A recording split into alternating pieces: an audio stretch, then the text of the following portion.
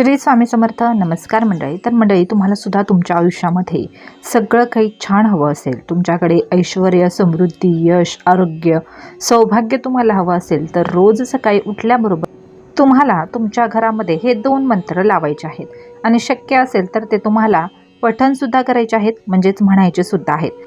रोज नियमित जर तुमच्या घरामध्ये हे 2 मंत्र लावले जात असतील किंवा ऐकले किंवा म्हटले जात असतील, तर तुम्हाला त्याचा खूप छान प्रभाव अगदी 3 दिवसांमध्ये पुढच्या दिसून येणार आहे. तर कुठले आहेत हे 2 मंत्र?